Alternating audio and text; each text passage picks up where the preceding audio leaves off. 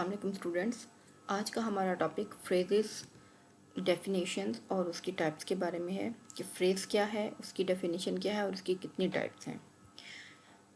इस लेक्चर में हम फ्रेज़ के बारे में तफसील से पढ़ेंगे।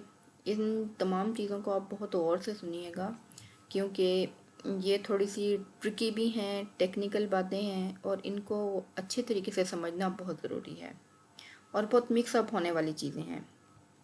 फ्रेज़, सबसे पहले तो मैं आपको ये बताना चाहूँ कि कोई भी सेंटेंस जो है वो फ्रेज़ और क्लॉज पर मुश्तमिल होता है। Phrase and clauses are the parts of a sentence. Phrase और क्लॉज का डिफरेंस भी हम देखेंगे इसमें और फ्रेज़ के बारे में भी पढ़ेंगे। फ्रेज़ क्या है? A phrase is a small group of words that forms a meaningful unit within a clause. एक फ्रेज़ जो है वो क्या है? एक स्मॉल ग्रुप ऑफ वर्ड्स है जो कि एक मीनिंगफुल यूनिट बनाता है विद इन अ क्लास, किसी भी क्लास में। It means that phrase is the part of a class and class is the part of a sentence. जैसे मैंने आपको बताया कि मॉर्फीम्स मिलकर वर्ड्स बनाते हैं, वर्ड्स मिलकर फ्रेजेस बनाते हैं, फ्रेजेस जो हैं वो पार्ट ऑफ अ क्लॉज है और क्लॉज मिलकर सेंटेंसेस बनाते हैं। तो एक सेंटेंस क्लॉजेस पे मुश्तमिल हो सकता है, फ्रेजेस पे मुश्तमिल हो सकता है, वर्ड्स पे मुश्तमिल हो सकता है और वर्ड्स जो है वो मॉर्फीम्स पे मुश्तमिल हो सकते हैं। तो ये हमारे पास डेफिनेशन आ गई। A phrase is a small group of words that forms a meaningful unit within a class. ये ऑक्सफोर्ड डिक्शनरी की दी हुई डेफिनेशन है फ्रेज की। उसके बाद हमारे पास आ जाता है फ्रेज की डेफिनेशन। हम एक और तरीके से देख लेते हैं। इन लिंग्विस्टिक एनालिसिस में a phrase is a group of words और पॉसिबली अ सिंगल वर्ड, या फिर ये ग्रुप ऑफ वर्ड्स भी हो सकता है या पॉसिबली एक सिंगल वर्ड भी हो सकता है, that functions as a constituent in the syntax of a sentence, जो कि किसी भी सेंटेंस के सिंटैक्स के कॉन्स्टिट्यूएंट के तौर पर, उसके पार्ट के तौर पर वर्क करता है। अ सिंगल यूनिट विद इन अ ग्रामेटिकल हायरार्की। ये क्या है? एक ग्रामेटिकल हायरार्की में एक सिंगल यूनिट है। A phrase therefore is a group of words which has no infinite verb in it and acts to complete the sentence for making it meaningful. ये वो part है जो फिनाइट वर्ब नहीं रखता है। फ्रेज वो हिस्सा है सेंटेंस का जो कि फिनाइट वर्ब नहीं रखता है।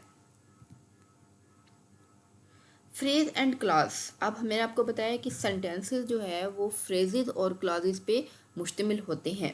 तो फ्रेज वर्सेस क्लास के फ्रेज क्या है और क्लास क्या है, ये थोड़ा सा हम देख लेते हैं। Phrase and clause are the most important elements of English grammar. Phrase and clause cover everything a sentence has. Phrase और क्लास जो है वो हर चीज़ को कवर करते हैं जो कि एक सेंटेंस रखता है। Clauses are the centre of sentences and phrases strengthen the sentences to become meaningful. Clauses जो हैं वो क्या है? सेंटर ऑफ सेंटेंसेस हैं और फ्रेजेस जो हैं वो क्या करते हैं? उनका काम ये है कि वो सेंटेंसेस को मीनिंगफुल बनाने में काम करते हैं और उनको ताकत देते हैं। If the clauses are the pillars of a building, अगर हम ये कहें कि क्लासेस जो हैं वो क्या हैं? किसी भी सेंटेंस की जो है वो बिल्डिंग है, तो हम जो है वो फ्रेजेस को क्या कहेंगे? हम उसको ब्रिक्स कहेंगे। A phrase usually is always present with in a clause. एक फ्रेज जो है वो एक क्लास का हिस्सा है। एक फ्रेज जो है किसी भी क्लास में, जिस तरह से क्लास सेंटेंस का एक पार्ट है, इसी तरह से फ्रेज क्लास का एक पार्ट है। किसी भी क्लास में फ्रेजेस लाजमी मौजूद होंगे, but a phrase can not have a clause in it. लेकिन किसी भी फ्रेज में कोई क्लॉज मौजूद नहीं होगी, because clause is a larger part. Difference between phrase and clause. अब हम थोड़ा सा ये देख लेते हैं कि डिफरेंस क्या है फ्रेज और क्लॉज में। डिफरेंस क्या है? Phrase is also a group of words, class is also a group of word. Class को भी हम पूरी तफसील के साथ पढ़ेंगे। फिलहाल हम फ्रेज को फोकस कर रहे हैं कि फ्रेज क्या है और उसकी टाइप्स क्या हैं। The basic difference between a clause and a phrase is that a clause must have a finite verb and a phrase must not. जो एक मेन डिफरेंस है क्लास और फ्रेज में वो ये है कि क्लास में एक फिनाइट वर्ब लाजमी होता है और एक फ्रेज जो है वो उसमें फिनाइट वर्ब नहीं होता. A phrase does not contain a subject and verb. Phrase जो है उसमें सब्जेक्ट एंड प्रेडिकेट या सब्जेक्ट एंड वर्ब नहीं होता and consequently cannot convey a complete thought. इसलिए फ्रेज कभी भी कंप्लीट थॉट को कन्वे नहीं कर सकता. A phrase contrasts with a clause. A clause does contain a subject and verb and it can convey a complete idea. एक phrase जो है वो क्लास से कंट्रास्ट करता है क्योंकि क्लास जो है उसमें सब्जेक्ट भी होता है, एक वर्ब भी होता है और वो एक कंप्लीट आइडिया भी दे सकता है अगरचा वो एक बड़े सेंटेंस का एक पार्ट होता है. हाँ जी, अब यहाँ पर जो है इसको आपने बहुत इस स्लाइड को आपने बहुत अच्छे तरीके से देखना है कि हम इस बारे में हमें जो है वो हम एग्जाम्पल दे रहे हैं, यहाँ पे फ्रेजेस की एग्जाम्पल्स देख रहे हैं. तो इसमें इसको आपने बहुत अच्छे तरीके से समझना है कि कि फ्रेज जो है उसको आप किस तरह से पॉइंट आउट कर सकते हैं. किसी भी सेंटेंस में आप किसी भी फ्रेज को किस तरह से पॉइंट आउट कर सकते हैं. हमारे पास है कि इजी एग्जांपल्स ऑफ फ्रेज. अब हम ये देखेंगे कि अगर हम सिंपल सेंटेंस लेंगे और सिंपल सेंटेंस के बाद हम वही सेंटेंस उसको इस तरह से कन्वर्ट करेंगे कि हम उसमें डिफरेंट फ्रेजेस जो हैं वो ऐड करते जाएंगे. Let's start with a sentence that has no phrases and then build some in.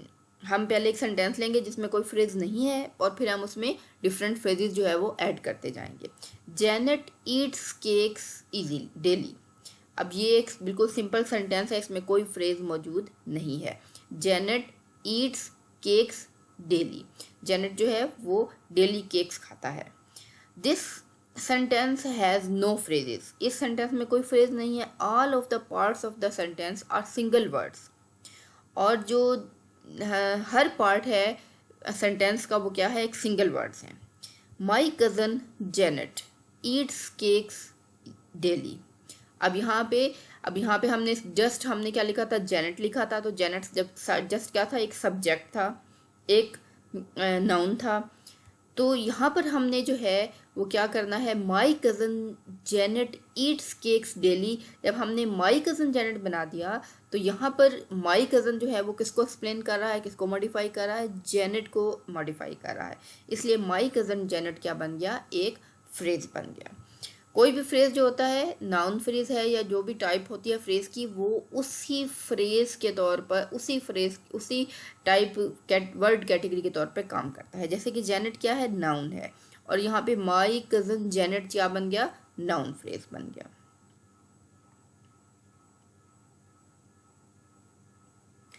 Now we have a phrase. It's a 3-word phrase functioning as the subject of this sentence.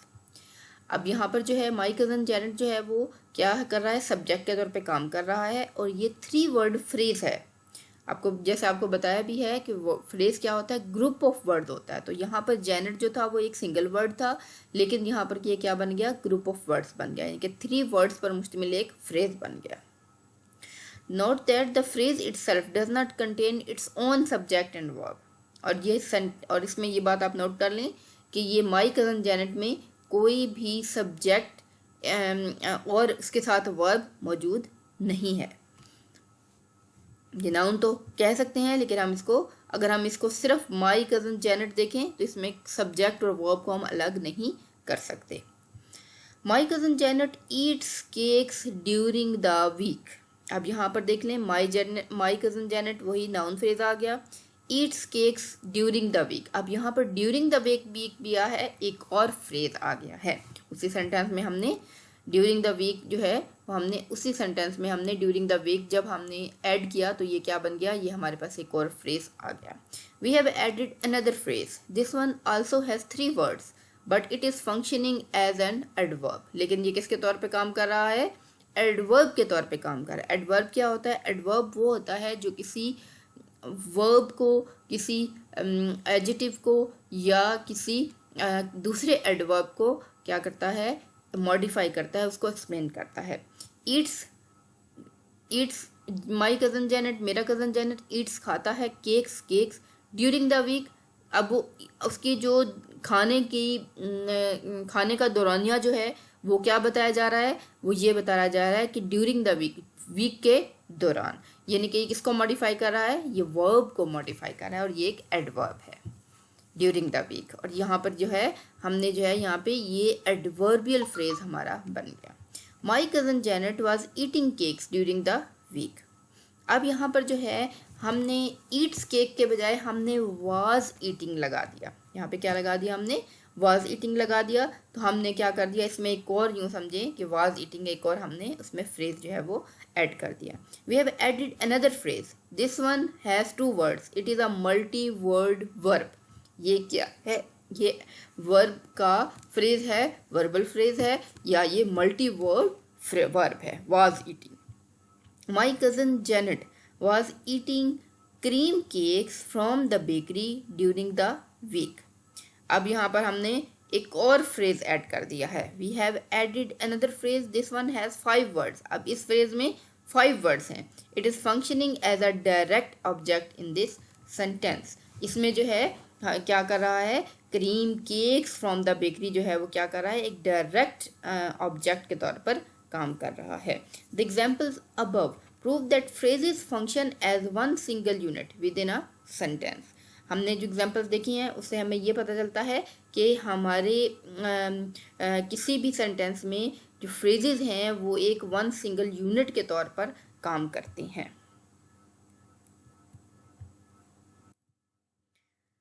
कितना ये easy है, अब देखें, let's look a little closer. अगर हम इसको थोड़ा सा क्लोजर देखें, the term cream cakes from the bakery has its own embedded phrase. अब यहाँ पे अगर हम देखें cream cakes from the bakery, ये क्या रखता है, ये अपने आप में एक पूरा फ्रेज है, लेकिन इसके अंदर भी एक फ्रेज मौजूद है, इसके अंदर एक और फ्रेज मौजूद है। वो कौन सा है, from the bakery. This is a prepositional phrase. ये क्या है, एक प्रपोजिशनल फ्रेज है डिस्क्राइबिंग द क्रीम केक्स, जो कि क्रीम केक्स को डिस्क्राइब कर रहा है। So it's possible to have a phrase within a phrase. इसलिए ये बहुत ज़्यादा हम कह सकते हैं कि बिल्कुल पॉसिबल है कि हम एक फ्रेज के अंदर भी हमें जो है वो एक फ्रेज मिल जाए, या फ्रेज के अंदर फ्रेज भी पाया जाए। It's common in fact there is more. यहाँ ये बहुत कॉमन है और इसमें बहुत से ऐसे हैं कि फ्रेज के अंदर फ्रेज भी पाए जाते हैं। The words was eating cream cake from the bakery during the week is also classified a phrase। अगर हम देखें was eating cream cakes from the bakery during the week, अगर हम इसको भी देखें तो ये भी क्या है, अपने आप में एक फ्रेज है। It is called a verb phrase, और इसे हम एक वर्ब फ्रेज कहते हैं। A verb phrase consist of a verb and all it's modifiers. Phrase जो है वो क्या है, वो असल में मॉडिफायर ही है। तो एक वर्ब फ्रेज जो है वो एक वर्ब और उसके तमाम मॉडिफाइड्स पर मुश्तमिल होता है। Those modifiers could also be phrases, और वो मॉडिफाइड्स अपने आप में भी फ्रेजेस हो सकते हैं as they are in this example, जैसा कि इस एग्जाम्पल में ये मौजूद हैं। अलग अलग फ्रेजेस भी हैं, और अगर हम इन सबको फ्रेज को मिला के एक बड़ा फ्रेज बनाना चाहें, लार्ज ग्रुप ऑफ वर्ड्स का फ्रेज बनाना चाहें, तो वो भी हमारे पास बन जाता है। और अगर हम इसको छोटे छोटे बिट्स में भी डिवाइड करें तो वो भी हमारे पास जो है वो हो जाता है। जी, टाइप्स ऑफ फ्रेजेस क्या हैं? The phrases are generally of 6 types. Mostly phrases 6 types के होते हैं। कौन से? Noun phrase. नाउन फ्रेज वो होता है जो किसी नाउन की जगह पर, वो फ्रेज जो किसी नाउन की जगह पर काम करे, हम उसे नाउन फ्रेज कहते हैं। एडजेक्टिव फ्रेज वो फ्रेज जो किसी एडजेक्टिव के लिए के तो बतौर काम करे, उसे हम एडजेक्टिव फ्रेज कहते हैं। इसी तरह एडवर्ब के लिए जो फ्रेज वर्क करेगा हम उसे एडवर्बल फ्रेज कहेंगे। प्रपोजिशन के तौर पर जो फ्रेज जो है वो काम करे, वर्ड जो ग्रुप ऑफ वर्ड्स प्रपोजिशन के तौर पे काम करेंगे हम उन्हें प्रपोजिशनल फ्रेज कहेंगे। कंजक्शनल फ्रेज एंड इंटरजेक्शनल फ्रेज, ये सारी क्या है, फ्रेज की टाइप्स हैं। नाउन फ्रेज क्या है? आज हम थोड़ा सा नाउन फ्रेज के बारे में देख लेते हैं। नाउन फ्रेज क्या है? A noun phrase is usually assembled centering a single noun and works as a subject, an object or a complement in the sentence. एक नाउन फ्रेज जो है वो क्या है, उसे हम कहते हैं कि वो एक असेंबल किया जाता है सेंटरिंग अ सिंगल नाउन, जो कि एक नाउन पर, एक सिंगल नाउन पर मुश्तमिल होता है, और वो वर्क्स एज अ सब्जेक्ट, वो सब्जेक्ट के तौर पे काम कर सकता है, किसी ऑब्जेक्ट के तौर पे काम कर सकता है, या फिर किसी के सेंटेंस में कॉम्प्लीमेंट के तौर पर काम कर सकता है। तो नाउन फ्रेज क्या है, एक असेंबल यानी कि ग्रुप ऑफ वर्ड्स है जिसमें एक सेंटर जो है वो क्या होता है, वो नाउन होता है। अब हम नाउन फ्रेज की एग्जांपल्स देख लेते हैं। In these examples the noun phrases are shaded and the head nouns are in bold. अब यहाँ पर मैंने जो है तमाम अंडरलाइन भी कर दिया है और शेडेड भी कर दिया है। इस तमाम एग्जांपल्स में how much is that doggy in the window, अब जहाँ पे that doggy in the window को अगर हम देखें, दैट किसको मॉडिफाई कर रहा है, डॉगी को मॉडिफाई कर रहा है, इन द विंडो किसको मॉडिफाई कर रहा है, डॉगी को मॉडिफाई कर रहा है। तो इसमें हेड नाउन क्या है, डॉगी, और दैट और इन द विंडो जो है वो क्या है, इसके मॉडिफायर्स हैं। Here the head noun is doggy, that is a modifier, in the window is also a modifier, a prepositional phrase functioning as an adjective describing doggy।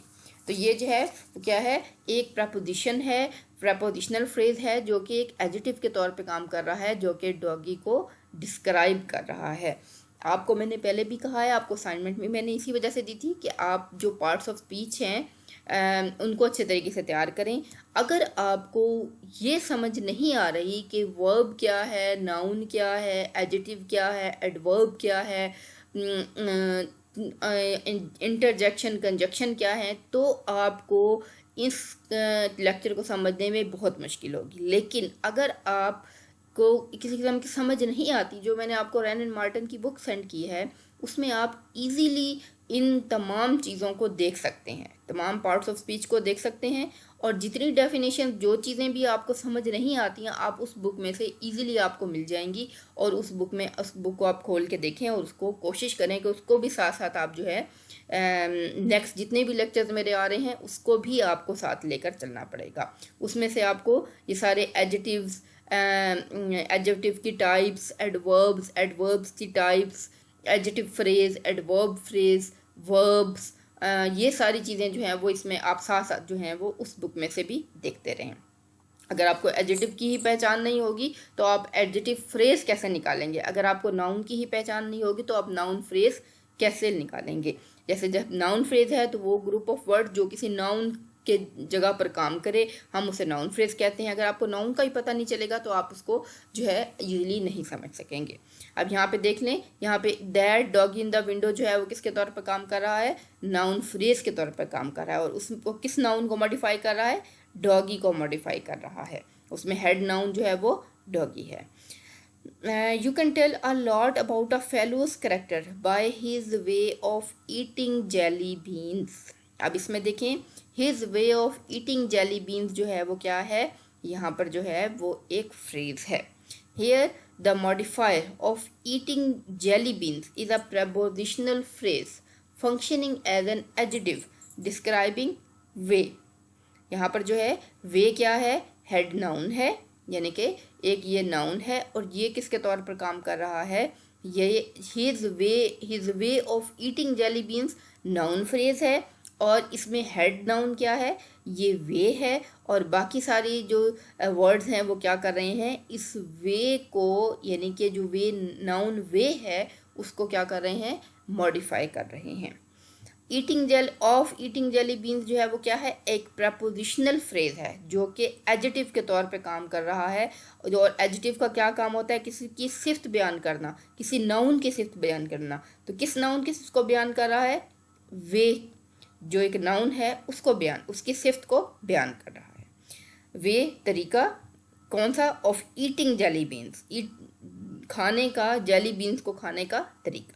The prepositional phrase itself contains the gerund phrase eating jelly beans. So this simple noun phrase has an embedded phrase that itself has an embedded phrase। इसमें जो है एक noun phase में एक एम्बीडेड phase है, जो कि एम्बीडेड phase भी अपने अंदर एक एम्बीडेड फ्रेज रखता है। इमीडिएट फ्रेज वो है जो किसी फ्रेज के अंदर दूसरा फ्रेज पाया जाता हो। As you can see the term phrase has a broad scope. अब आप ये देखेंगे कि फ्रेज सिर्फ कोई बहुत कोई इजी चीज़ नहीं है, बल्कि ये क्या है, एक बहुत ही ब्रॉड किस्म का स्कोप है। Remember that a phrase is any group of words that function as a single unit. अब आप इस चीज़ को भी याद रखिएगा कि फ्रेज जो है वो कोई भी ऐसा ग्रुप है जो कि सिंगल यूनिट के तौर पर काम करता है। एग्जाम्पल्स इसकी देख लें। I like to swing the bat hard when I am at the crease. ये एक ऑब्जेक्ट के तौर पर, स्विंग द बैट ये क्या है, एक ऑब्जेक्ट के तौर पर काम कर रहा है। Reading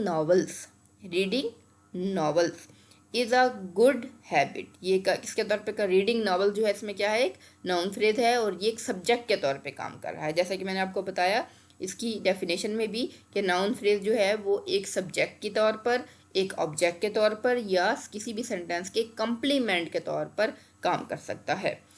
the probability of happening that match, यहाँ पे सब्जेक्ट के तौर पे काम कर रहा है। We are sorry for her departure, हम उसके डिपार्चर के लिए, उसके जाने के लिए बहुत ज़्यादा सॉरी करते हैं, बहुत ज़्यादा आपसे जो है वो माफ़ी मांगते हैं। यहाँ पर जो है वो क्या है, ये हर डिपार्चर जो है वो सेंटेंस का कंप्लीमेंट है। आज के लिए इतना ही काफ़ी है। आप लोग इसको इन स्लाइड्स को अच्छे तरीके से देखें, इस लेक्चर को अच्छे तरीके से पढ़ें और साथ साथ आप ब्रैन मार्टिन की बुक को लेके भी चलें और इन डेफिनेशंस को आपको समझ के अच्छे तरीके से याद करना पड़ेगा। ये सिर्फ समझने वाला काम भी नहीं है और सिर्फ याद करने वाला काम भी नहीं है। इसमें कंप्रीहेंशन और क्रैमिंग दोनों चीज़ें जो हैं वो इन्वॉल्व हैं। इसलिए आप बहुत फोकस्ड होकर इस लेक्चर को लें और लेक्चर को लेने के बाद इन तमाम डेफिनेशंस को समझ कर याद करने की कोशिश करें। Thank you. अल्लाह हाफिज़।